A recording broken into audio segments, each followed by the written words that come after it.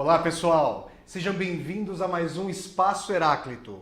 Meu nome é Flávio Ricardo Vassoler e hoje, aqui no nosso Espaço Heráclito, nós vamos fazer um debate que tem raízes antigas historicamente consideradas, mas que tem diversas reverberações na contemporaneidade, gente, que é a questão sobre civilização e a chamada alteridade em relação aos povos indígenas e seus posicionamentos para tentar angariar direitos em face das instituições públicas, representados, obviamente, na centralidade do Estado. A gente vai falar isso com o convidado de hoje, que é um amigo de longa data aqui no Espaço Heráclito, que eu vou apresentar a vocês daqui a pouquinho. Mas antes de nós começarmos o debate propriamente dito, eu quero dar sequência aqui no Espaço Heráclito às indicações de livros, para nós podermos continuar esse diálogo com a formação de um corpo de escritores, de um corpo de obras que façam sentido, que sejam representativas para a formação, tanto deste apresentador, quanto dos queridos telespectadores do Espaço Heráclito. E eu tô aqui hoje, pessoal, vocês não vão conseguir ver muito bem, talvez vocês vejam a capa desse livro, que pela capa dura vermelha faz parte de uma coleção da Editora Abril, que foi lançada na década de 70, chamada Os Grandes Autores da Literatura Universal. Aqui na minha mão, gente, eu tenho essa grande obra do Honoré de Balzac, que é Eugênia Grandet. Aí vocês vão me falar, qual uma obra ali da terceira década do século XIX, o pós-fácil do Balzac a essa obra, data de 1833, vocês vão me dizer, mas Flávio, qual a reverberação dessa obra para a contemporaneidade? Bom, Eugênia Grandet, pessoal, e faço um parênteses aqui, recentemente eu dei um curso na Casa do Saber, aqui em São Paulo, justamente fazendo uma conjuminação, uma ligação entre Balzac, Dostoiévski e Woody Allen. Ou seja, como autores que lançaram mão dos mesmos pressupostos um dos outros para continuar as discussões que germinaram em suas obras. Então aqui no caso da Eugênia Grandet, trata-se de marcar o nascimento de algo que para nós hoje parece, eu coloco aqui entre aspas, natural, que é o capitalismo. Eugênia Grandet, que é o nome, digamos, da filha do pai Grandet, da filha desse... Ela é a protagonista do livro, mas na verdade a história de Eugênia Grandet se centra, em grande medida, nas elucubrações do pai para tentar agenciar, vejam esse verbo que eu estou utilizando, agenciar a filha para um casamento. O pai Grandet, que não faz parte ali da capital da França, ou seja, Paris, é um capitalista próspero que conseguiu enriquecer à custa da mutilação de si mesmo, ou seja, da eliminação de quaisquer vestígios de prazer na sua vida. A lógica do trabalho, isso que hoje normatiza as nossas vidas e parece que substituiu Deus, que Deus foi morto ali no século XIX, e o Balzac vai falar sobre isso no trecho que eu vou ler para vocês daqui a pouco. Essa instância do trabalho estava sendo erigida, estava ascendendo ali em princípios do século XIX, com essa explosão da Revolução Industrial. Então o pai Grandet é um capitalista, alguém em ascensão que entende que é essa lógica de acúmulo, de mutilação de si mesmo, de frieza em relação aos outros, mas também a si mesmo, que faz com que a pessoa possa, que não necessariamente vá, porque aí tem o lance da sorte, mas que ela possa ser bem-sucedida em termos capitalistas. E toda a tensão da história, pessoal, se dá na relação que ele tem com a filha, justamente a Eugênia. Essa relação se dá de que tipo? Até o momento em que a Eugênia não está maturada para o capital, ou seja, até o momento em que a mercadoria mulher, e aqui as espectadoras não fiquem nervosas comigo, eu estou usando categorias do próprio capitalismo, em que a mercadoria mulher não está ao ponto de sair para a sociedade, o pai Grandet trata a Eugênia com a maior deferência, com o maior carinho. Ou seja, enquanto a Eugênia não é mercadoria, não é passível de negociação mercantil, ela é tratada dentro dos marcos do carinho, porque ela não faz parte, digamos, do espaço público social que é dominado pela lógica do utilitarismo, do cálculo contábil.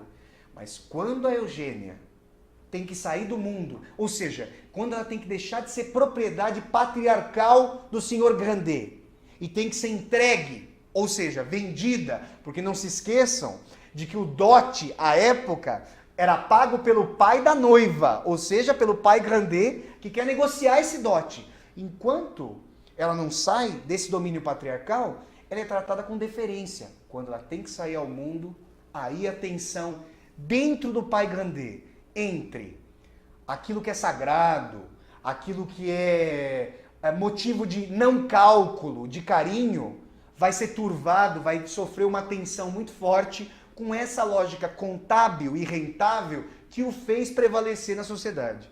Então eu recomendo profundamente esse livro do Balzac para vocês, para que vocês vejam, pessoal, os primórdios dessa lógica de convivência social, que hoje parece muito mais a nossa segunda natureza, se não a primeira. Então eu queria ler para vocês aqui, pessoal, um trecho. Vocês veem que eu trago aqui minhas anotações de leitura. Eu gostaria de ler um trecho para vocês verem que, ao longo de toda essa obra, o Balzac traz um narrador mais externo, aquele narrador clássico em terceira pessoa, porém, esse narrador muitas vezes estabelece uma série de digressões no transcurso da história, de maneira que o leitor é tragado por aforismos que são entremeados nas narrativas. E nessa medida existem reflexões generalistas em meio a essa história mais particularizada da Eugênia. Essa característica dos grandes escritores de procurar, na particularidade da história, mediações para buscar o sentido de sua época, o sentido de movimentação da história. E esse trecho que eu vou ler para vocês me parece bastante característico dessa tensão sobre a qual eu estou falando. Então vamos lá. Vejam só, primórdios de nascimento do capitalismo. Os avarentos, e o pai Grandet é um exemplo mor de um avarento, os avarentos não creem numa vida futura. O presente é tudo para eles. Vejam que ali em princípios do século XIX, isso já vinha como força ideológica. Hoje, é como se fosse a consequência do nosso olhar. Esse hedonismo, esse imediatismo, que se reflete nas mais diversas esferas sociais. Basta pensarmos na tragédia que são os relacionamentos atuais e a sua brevíssima duração. Essa reflexão lança uma luz horrível sobre a época atual, onde, mais que em qualquer outro tempo, o dinheiro domina as leis, a política e os costumes. Instituições, livros, homens e doutrinas, tudo conspira para minar a crença numa vida futura, sobre a qual se apoia o edifício social há 1800 anos. Vejam que aqui o Balzac ainda tem que lidar com o peso histórico do cristianismo e a noção de eternidade da alma. Aí é interessante que nós pensássemos, por exemplo, como é que ficaria essa discussão balzaquiana se fosse trazida para a nossa época. Porque esse substrato do edifício social sobre o qual o Balzac fala foi destronado, foi desancado. Vejamos a continuação. Hoje em dia, o esquife, ou seja, o caixão, é uma transição pouco temida. O futuro que nos esperava para além do Requiem transportou-se para o presente. Chegar pelo lícito e pelo ilícito ao paraíso terrestre do luxo e dos prazeres vãos. Petrificar o coração e marcar o corpo em busca de posses passageiras. Como outrora se sofria o martírio da vida em busca de bens eternos. Eis a ideia geral. Ideia, aliás, inscrita por toda parte, até nas leis que perguntam ao legislador: que pagar? Ao invés de que pensas? Quando essa doutrina tiver passado da burguesia ao povo, que será do país? Então, pessoal, vejam vocês, o Balzac aqui faz uma discussão em que ele percebe que isso vem germinando, que isso já faz parte do cálculo dos poderosos. Essa pergunta que ele nos lega, o que vai acontecer quando isso passar da burguesia ao povo, já pode ser respondida pela nossa época. É a guerra de todos contra todos, institucionalizada, e a frágil letra da lei, o frágil enquadramento da lei, tentando conter esse sentimento de injustiça social e de hedonismo, de tentativa de viver o prazer agora, que perpassa todas as classes e, claramente, recai com muito mais brutalidade sobre as classes oprimidas da nossa sociedade. Então eu recomendo profundamente a leitura de Eugênia Grandet como um marco tanto de pensamento sobre a época em que a obra veio à tona, quanto para que nós reflitamos sobre os desdobramentos da lógica capitalista na nossa época. Tudo bem, pessoal? Então, feita essa indicação aqui do Balzac, essa dica de leitura balzaquiana do nosso Espaço Heráclito, eu quero apresentar a vocês ele, que é um amigo de longa data, um colega de graduação, nós estudamos juntos Ciências Sociais, ali na FEFELESH, na Faculdade de Filosofia, Letras e Ciências Humanas da USP.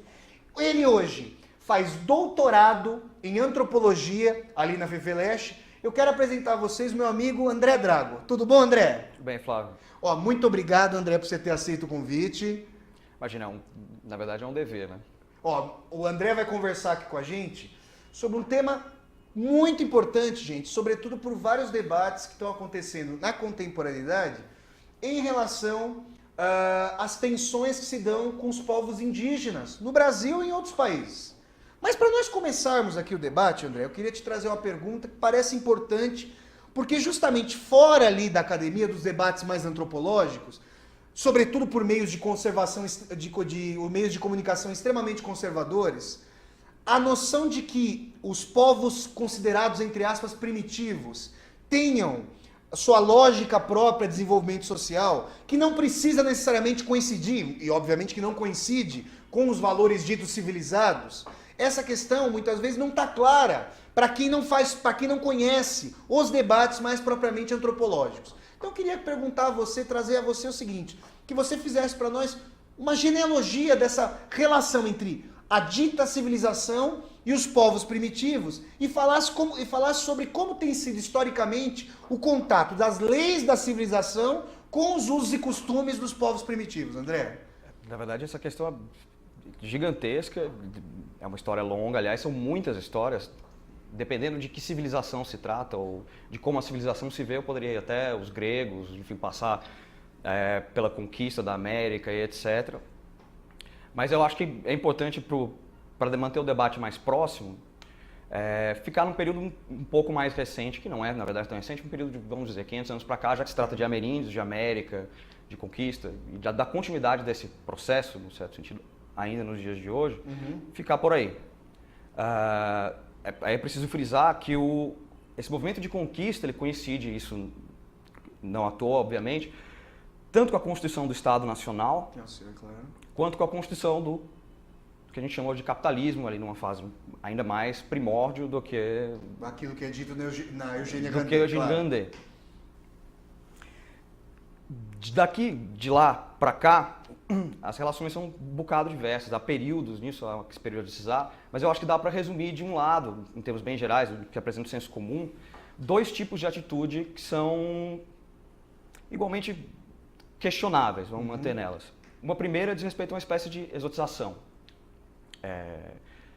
Isso é bastante visível nas primeiras obras de cronistas e tal, e até hoje, num certo discurso, onde o índio aparece cumprindo o papel de algum ideal que essa civilização anuncia para si mesma.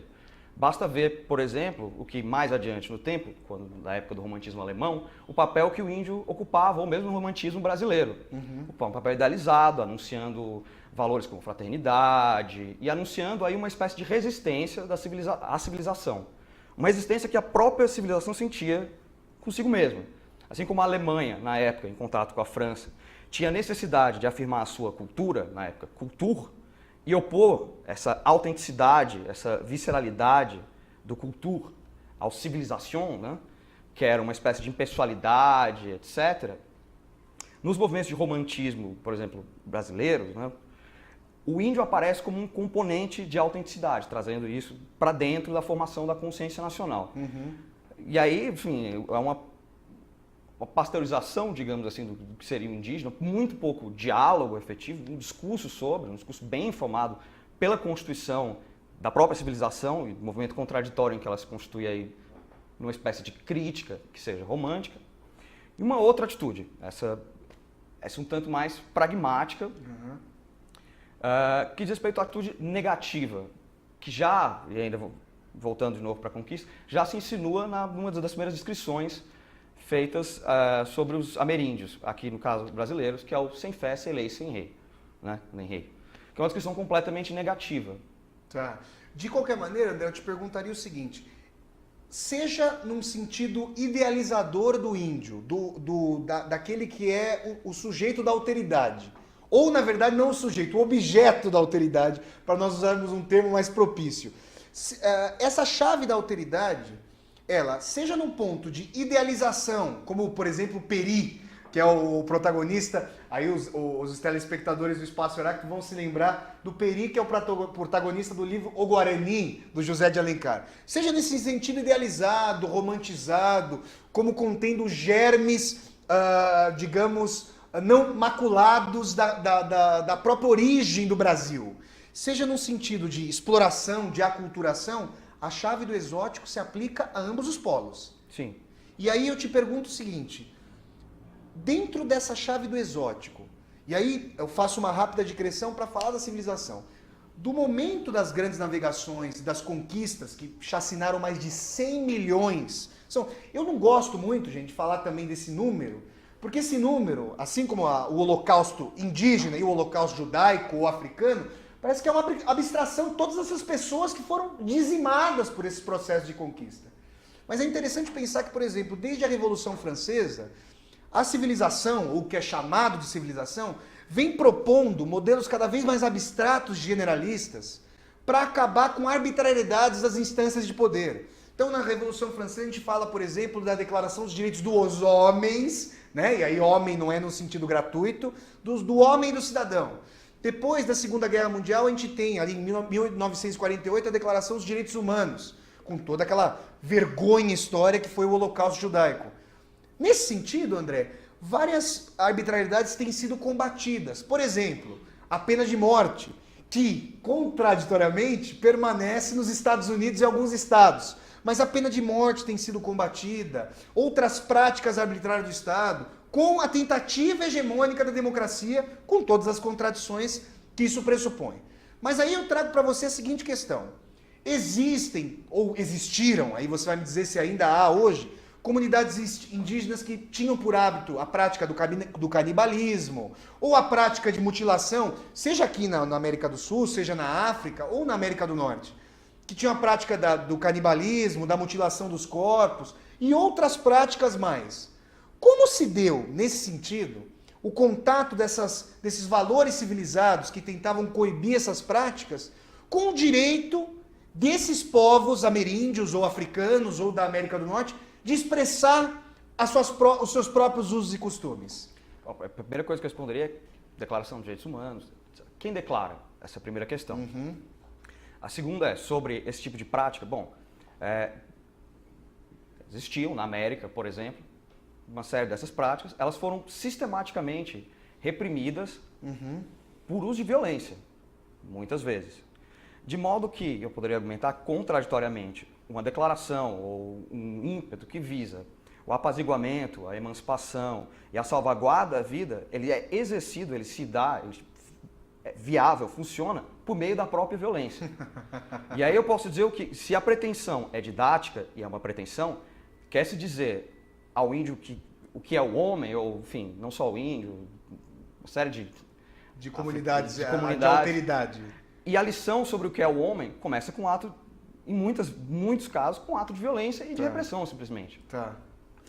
O que traz de volta a questão anterior, a do exotismo, ao duplo exotismo. Tanto o exotismo negativo, digamos assim, que é um exotismo que não se preocupa em saber o que deve ser negado, digamos assim, e o exotismo que afirma certos valores, mas que não se preocupa em ver se esses valores correspondem a alguma coisa, de fato, na vida do outro, nessa alteridade. Uhum. Ambos são discursos sobre os primitivos e não diálogos. Assim como, em geral, esses projetos humanistas, muitos deles pelo menos, também são discursos sobre o homem, o que implica sobre o primitivo, ou sobre o selvagem, sobre os ameríndios, mas que não são efetivos diálogos com eles. Tá, e aí esse ponto do diálogo é muito importante. Você quer me dizer então que nesse momento, até a gente pode falar a Primeira, Segunda Guerra Mundiais, não havia uma construção das comunidades ameríndias ou africanas ou da América do Norte, onde quer que houvesse alteridade, a partir da própria noção que eles tinham sobre si mesmos? É esse o ponto, André? Deixa eu ver. Ou seja, ele não se tratava de buscar naquilo que eles expressavam sobre si mesmos a construção de uma identidade. Se tratava sempre de narrar exteriormente aquilo que lhes parecia aos dominadores. Esse era o sentido? Quando não se tratava efetivamente de organizar aquela sociedade ou aquelas comunidades para a relação com potências coloniais, por exemplo. Quando se tratava especificamente de fazer aquelas sociedades se pensarem como sociedades, como totalidades, por exemplo. De fazer aquilo parecer... O tipo de colonialismo britânico é particularmente instrutivo. Né? Como é que ele agia? Lembra um pouco os filmes de alienígena de hoje, que é Take Me to Your Leader, né? Tipo, me leve ao seu líder. O colonialismo britânico ele agia usando formas de chefia autóctones para mediar a própria dominação colonial. Óbvio que essas formas de chefia não estavam prontas, disponíveis para simplesmente servir essa mediação. Elas foram forjadas como instrumentos. Existiam coisas que a gente chamou de chefes, ali, que a gente reconheceu como chefias, muito distintas disso, e grupos de pessoas organizadas, relações de pessoas, mas que eram muito diferentes do que a gente entendia por uma sociedade. E o domínio britânico, o domínio imperial, por exemplo, se serviu daquilo e trabalhou em cima dessas instituições para forjar o objeto do seu domínio. Forjar tanto essa forma de chefia como uma forma de organização que permitisse um contato entre a civilização, de um lado, com sua vestimenta aparentemente unitária, e a alteridade, no caso, uma comunidade. Ou seja, André, é interessante pensar então que os britânicos eram extremamente maquiavélicos na Constituição colonial, porque eles se deram conta de que a velha máxima é preciso dividir para reinar, podia fazer com que a civilização fosse introjetada, e eu uso esse verbo extremamente questionável, para mimetizar a prática dos colonizadores, fosse introjetada nos povos dominados por meio de seus próprios líderes. Ou seja, os líderes eram cooptados, eram tornados cúmplices para que eles não perdessem os seus domínios e para que eles reproduzissem a lógica da civilização no seu próprio povo. Ou seja, os líderes de muitas comunidades foram utilizados como catequizadores desse novo credo? Esse é o ponto? A contrapelo, digamos assim, falar dessa forma parece um pouco explícito demais. Eu acho que não havia tanta... claro que havia uma certa consciência, acho que de fato tem um componente maquiavélico, uma sacada, na verdade, dividir para conquistar, é uma máxima que certamente todo o grande colonizador britânico tinha em mente. Por outro lado, eu acho que os britânicos também, naquele momento, simplesmente não conseguiam conceber. Esse era o modo de socialidade que eles viviam. Então, era quase que um ato espontâneo, digamos assim, reproduzir aquele ato no modo como eles viam as sociedades. Então, esse modelo passava facilmente por um plano de efetividade, promovida, claro, pelos britânicos. Por outro lado, esses líderes e essas comunidades, a primeira coisa que se dizer é que a própria ideia de comunidade como uma coisa fechada foi produzida pelo advento colonial, em muitos casos. Essas sociedades não tinham limites. A antropologia do século XX ainda se ocupa em saber o que é uma unidade política, por exemplo, na África, e como se pode fechar ela. Porque não há território, o componente linguístico também é mais fluido e etc. Então, não foi só uma questão de mobilizar os líderes, foi uma questão de mobilizar aquela socialidade. A primeira coisa foi dotá-los de uma totalidade. Essa totalidade, a partir do momento que ela estava inscrita espacialmente num território, ela podia ser representada. Óbvio que a escolha dos representantes tinha a chancela britânica, e eles estavam se apoiando no sistema nativo. Eu diria que os chefes entraram nessa ciranda, eu diria que eles tiveram uma espécie de agência que seja perversa na entrada. Eles também viam o contato com os britânicos primeiro, como inevitável, e segundo, como meio de promover o próprio prestígio e etc. Óbvio que, sim, se todos lograram em alguma medida nesse processo, alguns lograram muito mais do que os outros. Olha, pessoal, a gente vai continuar essa discussão, pedir a palavra ao André, a gente vai fazer um intervalo agora, mas na volta ali do segundo bloco a gente vai continuar a ver, porque esse logro que alguns líderes tiveram também significou o extermínio de boa parte das populações ameríndias, por exemplo, e depois da Segunda Guerra Mundial, a antropologia vai ter uma virada, como o André vai falar para nós, da tentativa de defesa dessas comunidades, como o André disse, é um conceito que foi trazido pela colonização, com uma outra medida de atuação política, e isso chega até a contemporaneidade. Agora a gente vai fazer um rápido intervalo, a gente volta em pouco mais de 2 minutinhos para continuar a debater essas questões dos direitos indígenas com o doutorando em antropologia pela FEFELESH USP, André Drago. Até mais, pessoal!